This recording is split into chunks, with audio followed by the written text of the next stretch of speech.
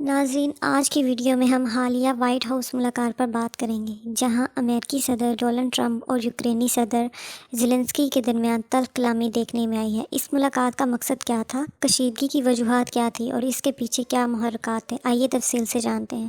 صدر زیلنسکی کی white house آمد کا بنیادی مقصد روس یوکرین جنگ کے خاتمے کے لیے تھا۔ امریکی حمایت حاصل کرنا چاہتا تھا زیلنسکی۔ یوکرین چاہتا تھا کہ امریکہ اور دیگر مغربی ممالک اس کی سلامتی کے لیے مضبوط ضمانتیں فراہم کریں تاکہ مستقبل میں روس جارحیت سے بچا جا سکے۔ یوکرین کے صدر زیلنسکی، جو کہ امریکہ کے صدر ٹرمپ سے ملنے آئے تھے، ٹرمپ نے کس طرح انہیں بے عزت کیا وائٹ ہاؤس کے اندر، آئیے اس کے بارے میں بات کرتے ہیں۔ میں آپ کے سامنے کچھ تفصیل رکھتی ہوں۔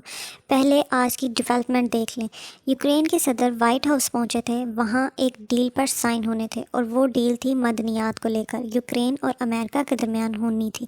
امریکہ کے صدر یہ سوچتے ہیں کہ ہم نے یوکرین پر بہت پیسہ خرچ کیا ہے، لہٰذا اب یوکرین ان پیسوں کے بدلے ہمیں اپنے ملک کے معدنیات دے دے۔ اب یہی معدنیات چھیننے کے لیے رشیا آیا تھا۔ رشیا یہ معدنیات فوجی طاقت سے چھیننا چاہ رہا تھا۔ امریکہ خود جنگ میں نہیں اترا تھا، بلکہ اس موقع پر امریکہ نے یوکرین کو پیسے اور جنگی سازوسامان مہیا کیا تھا اور بیک اینڈ سے ان کی مدد کی تھی۔ اب امریکہ انہی پیسوں اور جنگی سازوسامان پر یوکرین کو بلیک میل کر رہا ہے اور اس کے بدلے ان کے ملک کے معدنیات مانگ رہا ہے۔ ان دونوں صورتوں میں رشیا اور امریکہ کے درمیان میں یوکرین کو کچھ بھی نہیں ملا۔ دیکھا گیا ہے کہ اس ملاقات کے دوران جس طرح دونوں صدر کے درمیان گفتگو ہوئی وہ تاریخ کی پہلی بار ہوا۔ ان کی گفتگو جھگڑے کی شکل اختیار کر گئی۔ زیلنسکی نے ٹرمپ سے وائٹ ہاؤس میں ملاقات کی۔ ملاقات کے دوران اس طرح کی تکرار ہوئی کہ جو ویڈیو کیمروں میں محفوظ ہو گئی۔ امریکہ کے صدر ٹرمپ نے زیلنسکی سے کہا، آپ کا ملک جنگ نہیں جیت رہا، آپ ہماری وجہ سے اس جنگ سے صحیح سلامت نکل سکتے ہیں۔ اگر آپ کے پاس ہمارا دیا ہوا اسلحہ اور جنگی سازوسامان نہ ہوتا تو یہ جنگ 2 ہفتوں میں ہی ختم ہو جاتی۔ اور جب بھی یوکرینی صدر بات کرنا چاہتے تو ٹرمپ انہیں بات کرنے سے روک دیتے، بلکہ بار بار ان سے کہتے کہ آپ بہت زیادہ بولتے ہیں۔ یوکرینی صدر نے گفتگو کے دوران کہا کہ وہاں ہمارے 30,000 لوگوں کو، جن میں بچے اور بوڑھے بھی شامل ہیں، رشیا نے ان کو اٹھا لیا ہے، ان کو اغوا کر لیا ہے۔ جواب میں امریکہ کے صدر نے بہت نامناسب سا جواب دیا۔ نامناسب جواب میں ٹرمپ نے زیلنسکی سے کہا کہ آپ کو ہمارا شکر گزار ہونا چاہیے، آپ کے پاس آپشنز نہیں ہیں، آپ کے لوگ مر رہے ہیں، آپ کو پیسوں کی ضرورت ہے، آپ کو جنگی سازوسامان کی ضرورت ہے۔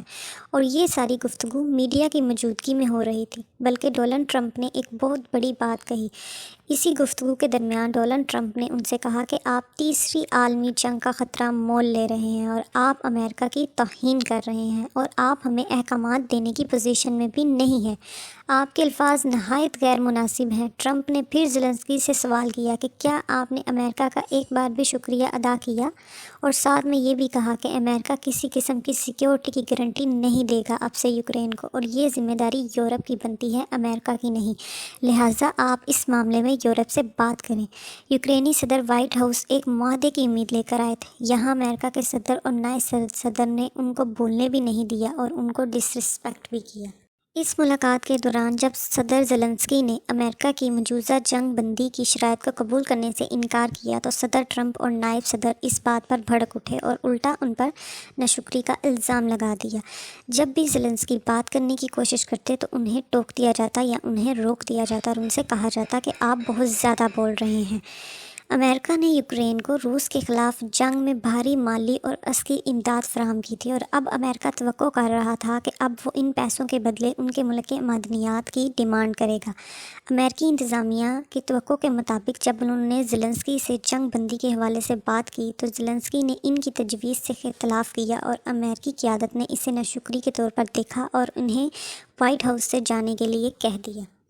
اب یہ سارا معاملہ کیوں ہوا؟ کیوں امریکہ کے صدر نے یوکرین کے صدر کی بات نہیں سنی، ان کی ڈیمانڈز نہیں مانی؟ کیوں یوکرین کے صدر نے امریکہ کی بات نہیں مانی؟ چلیے آئے تھوڑا بیک گراؤنڈ میں اس بات پر روشنی ڈالتے ہیں کہ اس سارے گفتگو کی، اس ساری تکرار کی اصل وجہ کیا ہے۔ چلیے تھوڑا سا بیک گراؤنڈ میں چلتے ہیں۔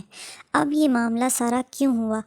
1991 میں یوکرین آزاد ہوا تھا۔ روس ایک بہت بڑا ملک تھا جس کو USSR کہتے تھے۔ تو وہ سوویت یونین ہوا کرتا تھا۔ سوویت یونین بہت بڑا ملک تھا۔ جب اس میں جنگ ہوئی تو اس کے چھوٹے چھوٹے ٹکڑے ہو گئے۔ افغان وار کے بعد امریکہ نے دنیا بھر سے جہادی لا کر ان سے بھڑوا دیے افغانستان میں۔ پھر رشیا کی تمام ریاستوں کے اندر بغاوت شروع ہو گئی۔ پھر مسلمان اور مسلمانوں کے دیگر علاقوں نے الگ الگ ملک بنا لیے۔ بہت سارے ملک بن گئے سوویت یونین کے اندر، جس کے اندر بیلاروس ایک ملک بنا، یوکرین ایک ملک بنا، آذربائیجان ایک ملک بنا، قزقستان ایک ملک بنا، افغانستان ایک ملک بنا۔ اس طرح بہت سارے ملک بن گئے اور ڈھیر لگا ہوا تھا ان ملکوں کا۔ یہ وہ سارے ملک تھے جو رشیا کے اندر سے نکلے تھے۔ ان سب ملکوں میں سے یوکرین سب سے بڑا اور طاقتور ملک تھا۔ روس اپنے دفاع کے نقطہ نظر سے بہت بھروسہ کرتا تھا یوکرین پر، کیونکہ یہ ملک یورپ سے جا کر ملتا تھا۔ اگر آپ دنیا کا نقشہ دیکھیں تو آپ کو اس بات کا اندازہ ہوگا کہ رشیا کے ساتھ یوکرین کا بارڈر لگتا ہے اور یوکرین سے آگے یورپ کا بارڈر لگتا ہے۔ مطلب آپ رشیا سے یوکرین اور یوکرین سے آگے یورپ کی طرف جا سکتے ہیں۔ یوکرین میں رشیا نے اپنے زبردست قسم کے ہتھیار رکھے ہوئے تھے۔ جب یوکرین الگ ہوا تو وہ سارے ہتھیار یوکرین کے پاس چلے گئے۔ 1991 میں یوکرین کے ہاتھ میں جو میزائلز لگے ان میں سے 119 کے قریب بیلسٹک میزائلز تھے، 1700 نیوکلیئر وار ہیڈ تھے اس کے اندر شامل تھے۔ یہ دنیا کا تیسرا بڑا ایٹمی ملک بن چکا تھا۔ اس کی اتنی بڑی طاقت دیکھ کے تمام ملکوں نے اکٹھے اس کے ساتھ ایک معاہدہ کیا۔ امریکہ نے، رشیا نے، برطانیہ نے اور فرانس نے یوکرین کو یقین دلایا کہ اگر آپ کے بارڈرز پر کوئی حملہ نہیں کرے گا، آپ کو معاشی فائدے دیے جائیں گے، آپ کو تنگ نہیں کیا جائے گا، لہٰذا آپ ہمارے ساتھ ایک معاہدہ کریں اور اس معاہدے پر دستخط کریں کہ آپ اپنی اٹامک پاور ختم کر دیں گے۔ تو یوکرین نے یہاں پر تاریخ کی سب سے بڑی غلطی کی، جس کی سزا وہ آج تک بھگت رہا ہے۔ یوکرین نے اپنی اٹامک پاور چھوڑ دی، اور وہ یہ غلطی جسے کرنے کے بعد یوکرین ہمیشہ کے لیے خطرے میں چلا گیا، کیونکہ باقی سب ساتھ دینے والے ملک اپنے اپنے ملک میں خوش ہیں اور رشیا نے اپنا معاہدہ توڑ دیا۔ رشیا کا بارڈر یوکرین کو لگتا ہے اور یوکرین آج بھی رشیا کے بارڈر پر ہے۔ رشیا نے 24 فروری 2022 میں معاہدہ توڑ دیا تھا۔ رشیا نے جب معاہدہ توڑا تو ان کے پاس بھی اس کی ایک وجہ تھی، ایک ریزن تھا۔ وہ یہ کہتے ہیں کہ یوکرین یورپی یونین کا حصہ بننا چاہتا ہے اور یہ نیٹو کا بھی حصہ بننا جا رہا تھا۔ 2022 میں یوکرین نیٹو کا حصہ بننے کے لیے بہت کوششیں کر رہا تھا، بہت زور و شور سے میٹنگز ہو رہی تھی۔ 2020 میں جس پر ڈیولپمنٹ بھی شروع ہو گئی تھی نیٹو کا حصہ بننے کی، اس موقع پر یوکرین کو خبردار بھی کیا تھا ٹرمپ نے، اور ٹرمپ نے کہا تھا اگر آپ نیٹو کا یا یورپی یونین کا حصہ بنیں گے تو رشیا اس بات کو اپنے لیے خطرہ محسوس کرے گا، اور رشیا یہ بات سوچے گا کہ آپ نیٹو کو لے جا کر رشیا کے دروازے پر بٹھا رہے ہیں، جس کے نتیجے میں رشیا الٹیمیٹلی یوکرین پر اٹیک کر سکے گا۔ اور ایسا ہی ہوا۔ جب رشیا نے دیکھا کہ یوکرین ایک بہت بڑی طاقتور ملک بننے جا رہا ہے اور نیٹو کو لا کر ہمارے سروں پر بٹھایا جائے گا، تو انہوں نے اٹیک کر دیا، اور یہ رشیا کا موقف تھا اور ٹرمپ کا بھی موقف یہی تھا۔ اس کے علاوہ یہ بات بھی ہمیں اپنے ذہن میں رکھنی ہوگی کہ یوکرین میں بہت سارے ریئر منرلز پائے جاتے ہیں۔ پوری دنیا کے سب سے زیادہ ریئر منرلز یوکرین میں پائے جاتے ہیں۔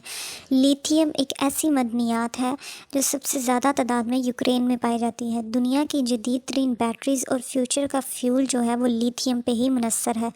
لیتھیم ایک ایسی معدنیات ہے جو یوکرین میں بڑی مقدار میں ہے، اور یوکرین کو اگر سوچا جائے تو فوڈ باسکٹ بھی کہا جا سکتا ہے۔ اس کی وجہ یہ ہے کہ وہاں پر گرینز بہت زبردست قسم کی ہوتی ہیں، وہاں کی مٹی اتنی زرخیز ہے کہ وہاں گندم کی پیداوار اتنی تیز رفتاری سے ہوتی ہے۔ اگر رشیا یوکرین کے یہ علاقے لے لیتا ہے تو روس پوری دنیا کے اندر خوراک کے اوپر اپنی عزاداری قائم کر لے گا۔